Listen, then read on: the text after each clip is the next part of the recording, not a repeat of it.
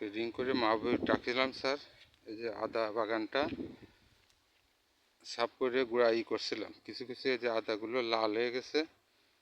আমার সময় মতন আসলে কাজগুলো করতে পারিনি। এই যে একটা ওষুধের কথা বলছিল, সেই ওষুধটা আবার নিয়ে আসবো, নামাজ পড়ে করে দিয়ে, তো এই ওষুধটা মারার কথা বলছে, এই ওষুধটা মারবো। গুঁড়াগুলো আগে খোঁচাই দিতে পারলে আমার এই কিছু আদা লাল হইতো না। এই কাজই করতে করতে গুঁড়াগুলো পরে খোঁচাই করে সাফ করে দিয়ে কমপ্লিট করছে।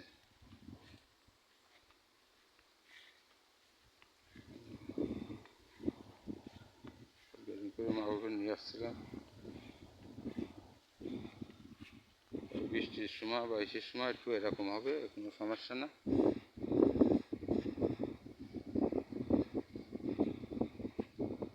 দেখেন কি জমজমাট চকচকিয়া করে রয়েছে বাগান। গাছ কাটে গাছের চেয়ারা সব ফিরে গেছে, নতুন পাতা জমায় আর চকচকে চকমকে হয়ে গেছে। সাফ করে সার দিয়ে করে দেখছেন বাগানটা কীভাবে সুন্দর লাগতেছে। যে খোল পচারি ফচাই এতে সবচেয়ে অ্যাকশন করে স্যার বেশি।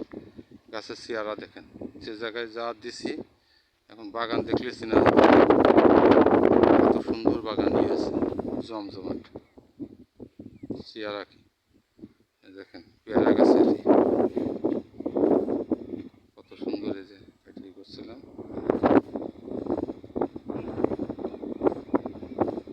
বাগান চকচকে ঝকমকে সম্পূর্ণ সব।